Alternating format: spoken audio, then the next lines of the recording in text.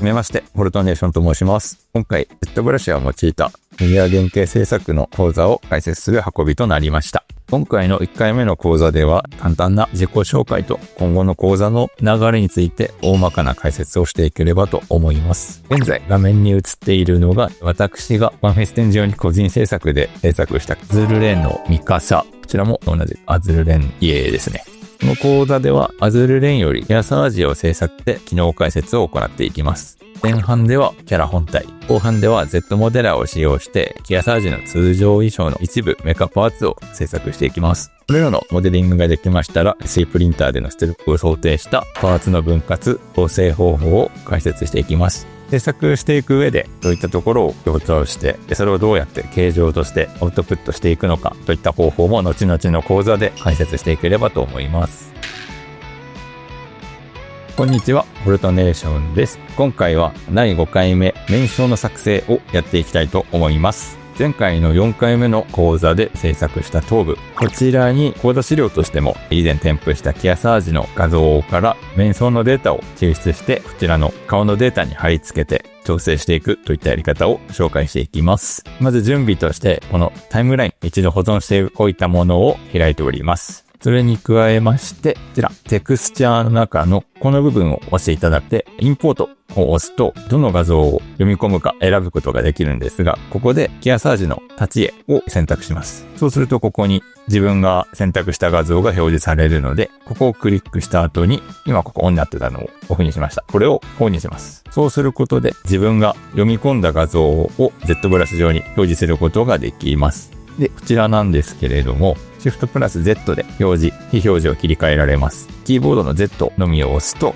ちら、読み込んだ画像を調整できるバーが表示されます。これで画像を回転させたり、スケールを大きくしてみたり、もしくは透明度をいじったりもできます。顔のデータが見える程度に、これぐらいですね、に調整します。で、原型の方の準備なんですが、この角度でやっていきたいと思います。これに合わせて画像のサイズ調整していきます。あくまで目のデータを抽出するという作業なので、目のサイズ1、おおよそ合っていれば大丈夫です。この機能なんですけれども、こうやって読み込んだ画像を表示した後に、このペンツールですね、ポリペイントを使うと、この画像の情報をデータにこうやって転写することができます。この機能を使って目のデータを作っていきます。私が見つけてきたこちらのキアサージのタッチ、あまりにもズームしすぎると画質があまり良くないのか、ご覧のようにだいぶジャギジャギしてしまっております。この顔のデータのポリゴン数が少なくてもこのような現象起こるんですけど、これぐらいのポリゴン数であれば、おそらく原因は画質の問題かと思うので、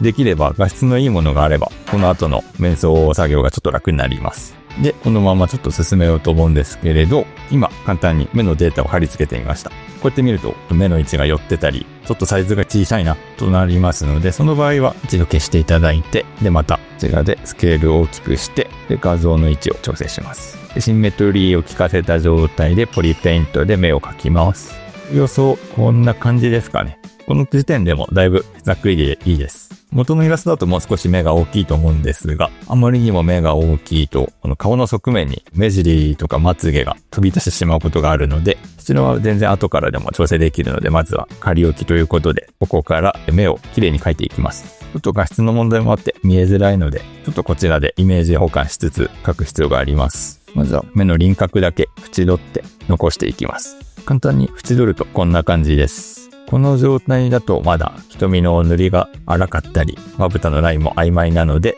ここからはスポイトで色を吸い取りながらもう少し目をはっきり描いていきます。スポイト機能は欲しい色の上でキーボード C ボタンを押すと、こちらですね、ここに色がスポイトされます。このスポイトした色でまつげを描いていきます。ちょっとポリゴンを細かくします。どうしても輪郭が曖昧な部分、ぼやけてしまっている部分があるんですけど、画質が荒くてそうなってしまった時は、元のイラストを遠目から見て、こちらの方で保管してイメージで描くようにしてます。まぶた、まつげのライン、こんな感じですね。眉毛やってみようと思います。こちらもちょっとスポイトを使って薄いグレーの色を抽出して、これで輪郭を描いていきます。黒で輪郭を描いてしまうと、結構眉が太く印象になってしまうので、薄めの色で描いていきます。そうしましたら、この眉毛の輪郭よりももう少し薄い色塗っていきます。眉毛はこんな感じです。次には瞳をきれいに塗っていきます。ちらも、まず瞳の輪郭を描きたいので、この縁ら辺をスポイトで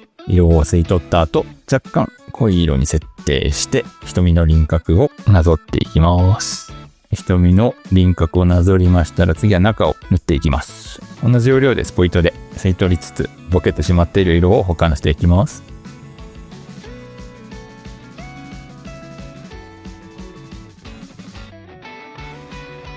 大まかにはこんな感じに色をのせました。ここから色をぼかしていきます。これをぼかすことで深みのある面にすることができます。で、ぼかす際、こちらスムースブラシ、もしくはスムースストロンガーをよく使います。で、この際気をつけなきゃいけないことは、こちらの RGB のみをオンにしてスムースをかけていきます。ここだけをオンにすることで、ポリペイントだけにスムースの効果を効かせることができます。要はぼかしてグラデーションを作っていくといった感じですね。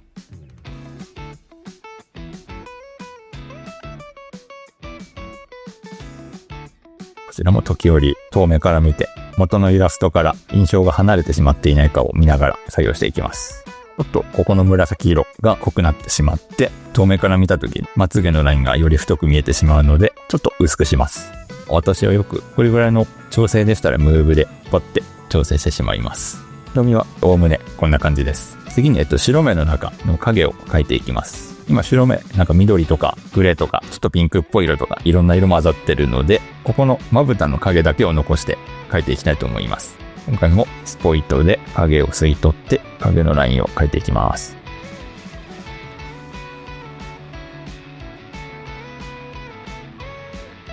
影はこんな感じで、あとはこの散らばってる色をきれいにしていきます。この時注意しなければいけないことがありまして、この白目のラインをポリグループを分けます。でその分ける際に、この白目とこの肌の境目が分からなくなってしまうので、この境目だけはちょっと残します。これは後々消すんですけれど、この後の工程のポリグループ分けのためだけに残しているといった形です。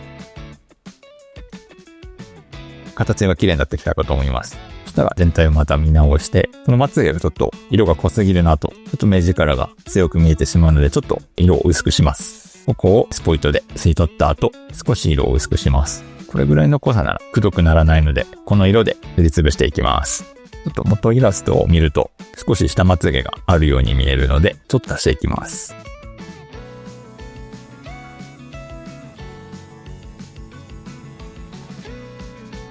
だいぶ形になってきたと思います。もう少し調整を続けていきます。下まぶたのこのラインが太いので、もうちょっと細くします。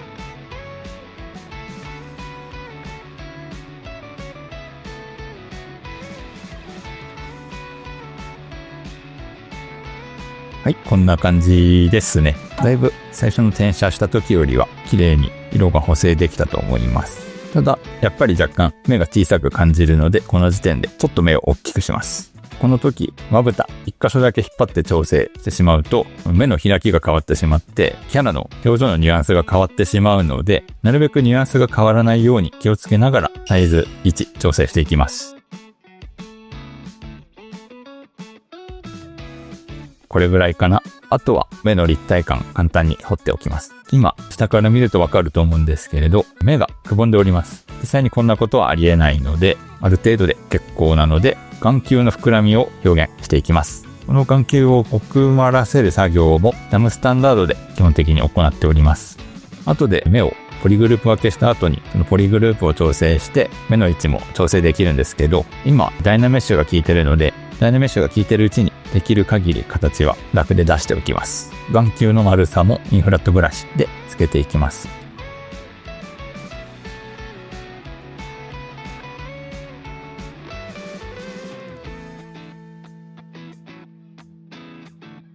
目尻、目頭はおおよそこれぐらいで、今度は下まぶたのラインがちょっと前に出てしまってます。本来上まぶたの方が人間の構造上前に出るので、今度は下まぶたのライン奥にしていきます。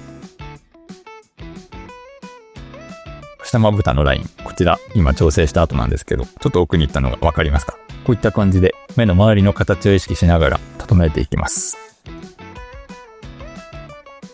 こういった感じで面相をちょっとずつ仕上げていきます。こちらで用意した資料が画質荒くてちょっと申し訳ないんですけど、この画質が荒い状態でも保管するとここまで綺麗にできるので、必ずしも高画質のものでなくても面相というのは可能です。いかがでしょうか？次回はもう少し綺麗にしつつ、ちょっと便利な機能も紹介したいと思います。